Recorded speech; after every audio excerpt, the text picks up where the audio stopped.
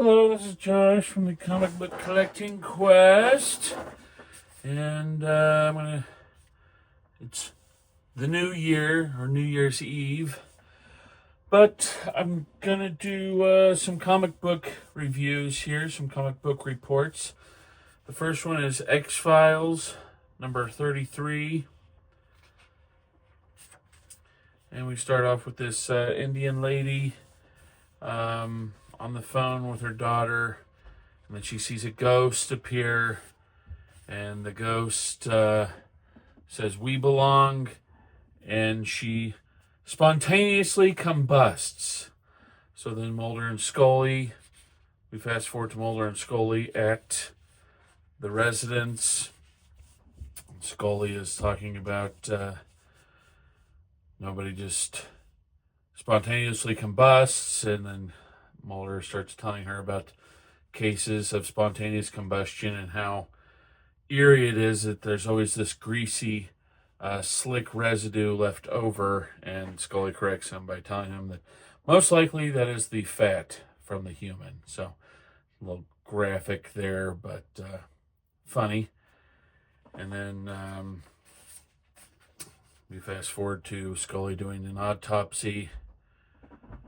And then we get victim number 2, and another Indian woman at the laundry, and out from the laundry comes the ghost again, saying that he wants her to join him, and he ends up cooking her. It's pretty graphic, I know, but it's in the 90s, X-Files. So they're trying to figure out this mystery of who's doing this. And we get victim number 3 here. Smoker, she's at a bus stop. And then from the smoke comes this ghost again. And he wants her to join him. But she manages to escape. And she's at, I think it's like the fire marshal. Either that or the police sergeant or something. And Mulder and Scully are there interviewing her. And she tells them that in India, it's tradition for whenever the man dies, the faithful wife who self-immolates in her husband's pyre ignites spontaneously because of her virtue. But she decided that she did not want to do that. And so we find out that her husband was the ghost, and he keeps killing these women, thinking that these women are her, but they are not. And also, he puts off like this dust that is Amanita muscaria dust, and it's the same dust that Alice took that made her feel small. So it messes with your perception. And so, yeah, here's the ghost, and he's trying to kill her. And she tells him, I'm not going to join you in the afterlife, for I have remarried. And the ghost just leaves after that. And yeah. So for her, any mysteries about life and death and reincarnation will remain mysteries until a later date. The end. And at the end of each of these comics, they have merch here. And usually it's Xena Warrior Princess. Yeah. I have some friends that named their daughter Xena, but they always correct me. It is Xena, not Xena. So, sorry. And then we have X-Files books.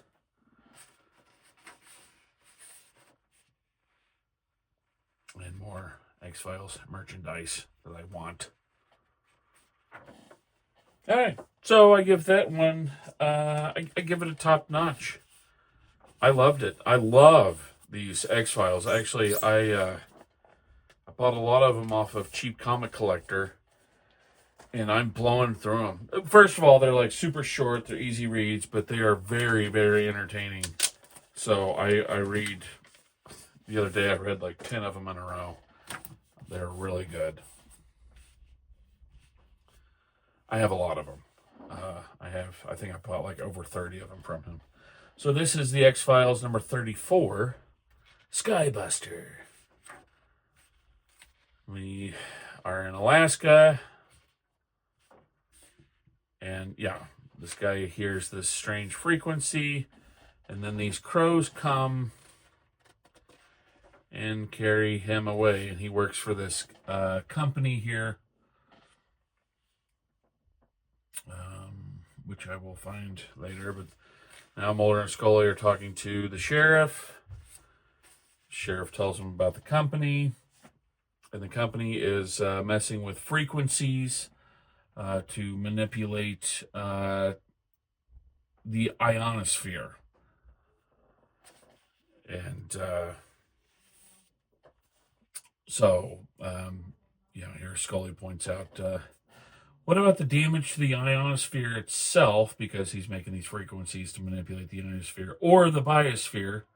The ionosphere is a shield around the Earth that keeps out harmful radiation. Punching holes in it allows that radiation to pour through undeterred. So now, fast forward here, we find some other victims. And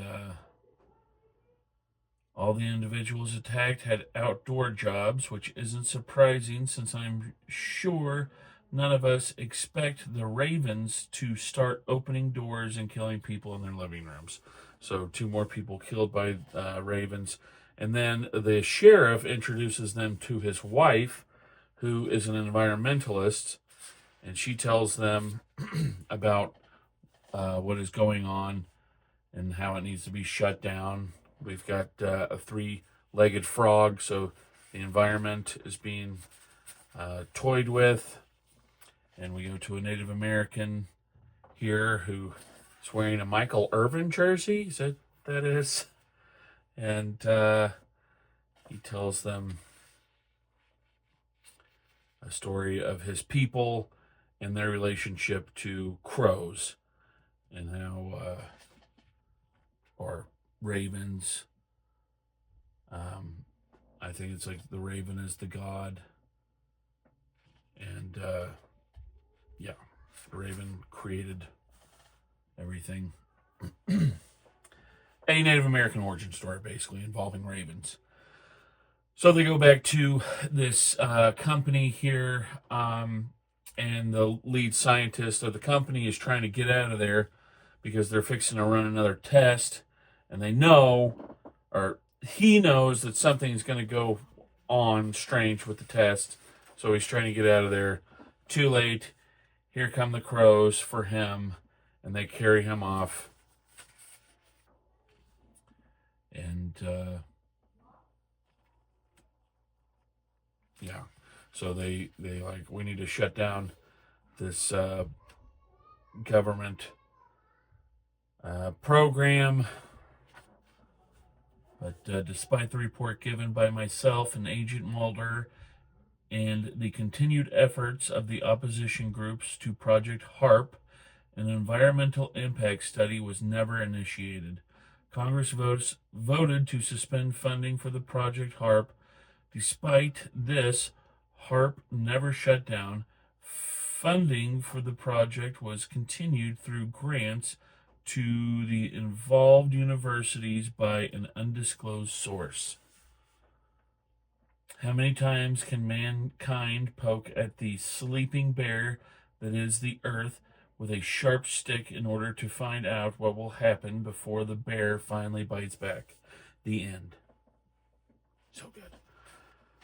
More Xena, Warrior Princess stuff, Star Wars. Yeah, and then we have the letter to the editor. Xena,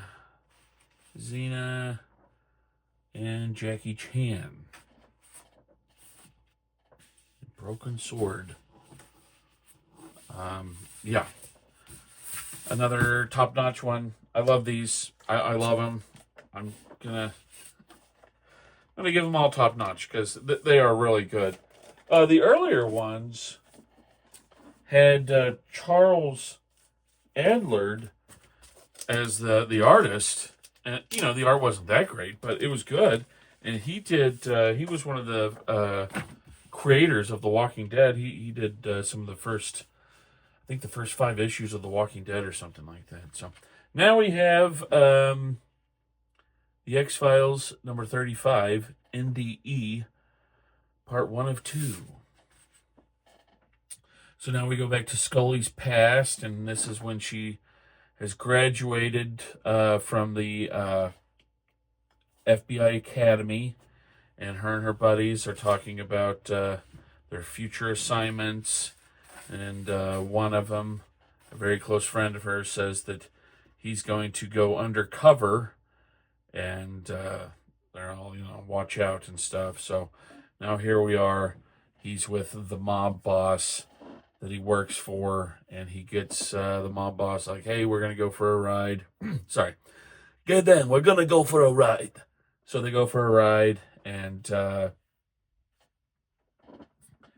he's, why are you going? I figured you're too important to be playing errand boy like this. It's my responsibility. I brought him into the organization. The bum's probably sleeping passed out. Tony, go out on the window and wake him up. So then he goes out and pow, shoots him. And so then this is my birthday, my 13th birthday, November 3rd, 1997. And Tony is having a heart attack, or the mob boss, I guess. I think his name was Tony, I don't know. Anyway, the mob boss is having a heart attack, and we see him going to what he was hoping was heaven, but unfortunately is hell. So he's having a near-death experience, thus the NDE or whatever. And they resuscitate him. He comes back, but he brings back demons with him. And the demons are trying to kill him. They end up killing a FBI agent. And I guess they kill a police officer also guarding him. And yeah, they're just shooting willy-nilly. And he's running away. Now we have Mulder and Scully on the case because it's strange that demons are after this guy. So they go to interview him, and he doesn't want to be in the light at all because he is scared of the light. Scully finds out that he is the one that killed her buddy, and then we go back to another memory of hers, and he's saying that he's scared to death to go on this assignment. And she tells him, you're going to be careful and stay safe. Ironically, he did not stay safe. He died. So we're going to interview him. And we have to interview him in the dark here because he's scared of the light, because the demons live in the light, I guess. Which is the opposite of what I always thought. And Mulder doesn't know that Scully has connection to this case, so he's asking her what's going on. What's your connection to the case? She doesn't tell him at all. And the demons aren't the only ones who want him. There are others. The others aren't restricted by matters of light and darkness. Because he's going to snitch on the mafia. So the mafia wants him dead. I want him dead. That's fun. Josh as the mob boss. Okay. And we have more Xena, X-Files merch, Jackie Chan. So again, give it a top notch. I love it. They are so good. Easy reads and very entertaining.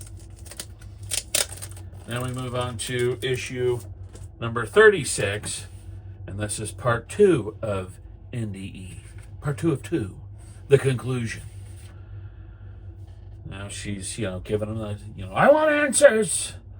And he's not giving them. So Mulder confronts her and like, what's the deal? She goes, talks to a priest in her time of need. She always falls back on religion. Now we have the mob boss saying that he wants the snitch dead. Skinner comes and Skinner tells Scully that she's off the case. And Scully finds out her good old friend Marty, who we met last issue in one of her memories, tells her that he's taken her off the case.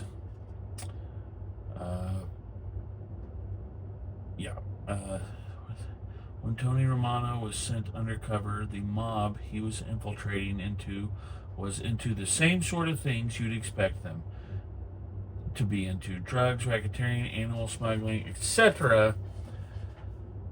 But in 1995, there were changes. Old timers came, blah, blah, blah, yada, yada, yada. We're pretty certain that the person supplying...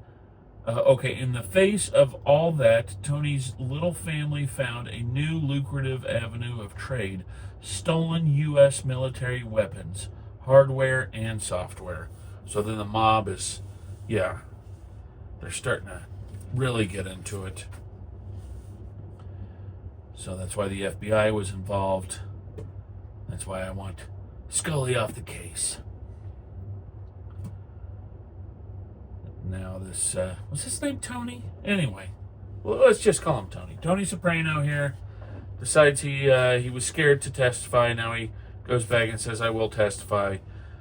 And some higher-ups decide to move him. So they move him so he won't be assassinated by the mob. But too late, the mob already knows that he's being moved. Here we are, gunfight. Action, very fun. Bam, bam, bam. And here's the mob boss fixing to kill Tony Soprano. But then, what the?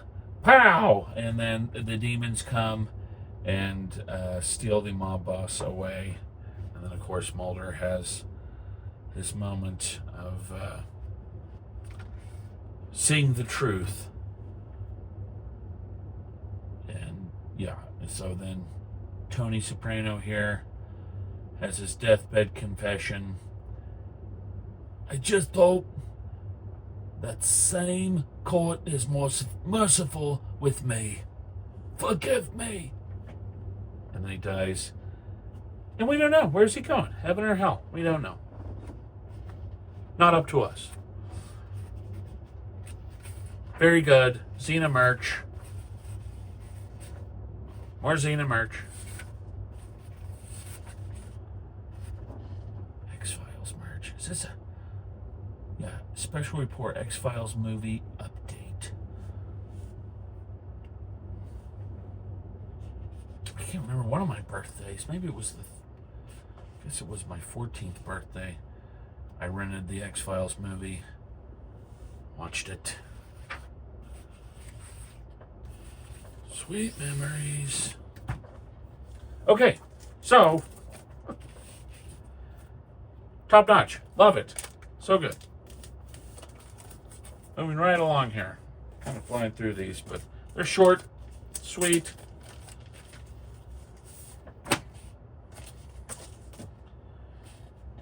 They're nice, they're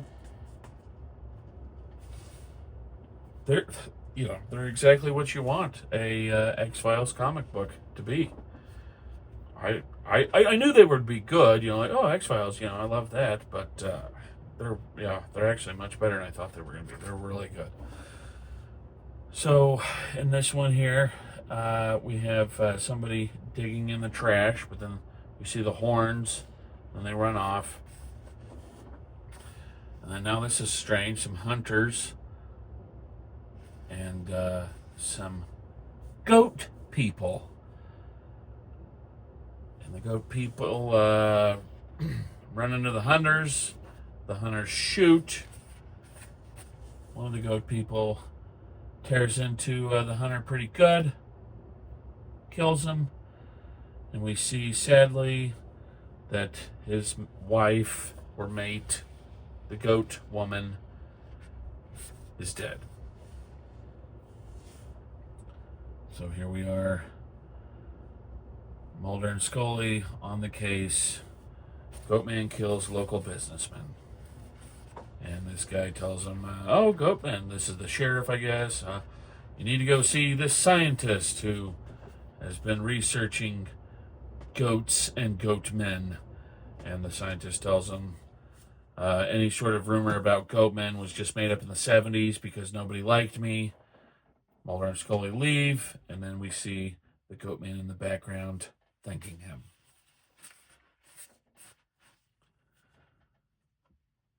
So, we're here at the sheriff's office, and then the sheriff tells them that they've just uncovered a body in the forest, and they need to go see what it is. So here we are with Scully and Mulder over the grave, shallow grave, of the goat woman. Scully wants to take her back and have do an autopsy on her. Scully's doing her autopsy. And this scientist, the goat scientist, shows up, does the good old needle sedative in the back to her. She passes out. She comes to, and no goat woman to be found. But we do know it was Landok. I guess Landok, well, not I guess. Landok is the name of the goat scientist. So we confront him. And then he tells him, that's right, I took it and you're not going to find it. She's been buried, given a proper burial. And he tells him the story of the goat people. You're dealing with the last... Okay, here we go. You're dealing with the last members of a population of beings once described by Marco Polo and Pliny the Elder. The Greeks called them satyrs, the Templar Knights Baphomet. Islamic and Christian peoples thought of them as cloven-hooved devils. What they really are is gentle herbivores. They have managed to live apart from mankind for thousands of years. For most of that time, encounters between our kind and theirs were peaceful. Then along came the Spanish Inquisition. Aha! I would have never suspected the Spanish Inquisition. So he begs him, like, look, that guy killed his wife. Of course, he ripped him up when he was mad. Don't, prosecute him. And so the police come to lock up Landok. I'm not sure what Landok is being charged with. Maybe hiding a fugitive or something. But then we have the sheriff tell us that we have another sighting of the goat man. So then we're on the track of the goat man. And Mulder and Scully find him. And he says, please go and bother me no further. I mean no one any harm. That other man killed my mate. I was not thinking rationally at the time. They speak wonderful English, these goat people do. Humans brought my race close to extinguish. Please allow me to go the rest of my way on my own. Go the rest of the way on my own. And then we get to the dunce of a sheriff. Hey, Jim Mulder and Scully! And then creates enough of a ruse that he escapes. And anyway, there you are. Did you see anything? No, nothing. And then we meet up with our friend at the beginning, a frightened little creature, and she sees, oh, another one of my kind. And he says, I know what it is like to have lost your mate. Shh, hush now. Everything's going to be all right now. And then he kills her. Forgive me, but our kind no longer have a place in this world, and I cannot allow any more of us to come into it. The end. Did you guys have a goat man? Where you grew up? I had a goat man. I don't know. I always there was a place where I lived called Prairie Holler. I, no joke, for years thought the proper spelling and pronunciation of this place was Prairie Holler until they started putting street signs, or I should say county road signs, in the place. And I noticed that it was not called Prairie Holler, but Prairie Hollow. So in southern Missouri, I guess a hollow is a holler. And yeah, if you want to sound folksy, you could say holler. Anyway, so in Prairie Holler, supposedly all teenagers since probably the 70s, maybe even the 60s, claimed in Prairie Holler lived a goat man. And who knows what this evil goat man did. I swear one time I think I saw the goat man. But perhaps my eyes were fooling me. Maybe it was just a goat. Or a man standing beside a goat. I'll never know.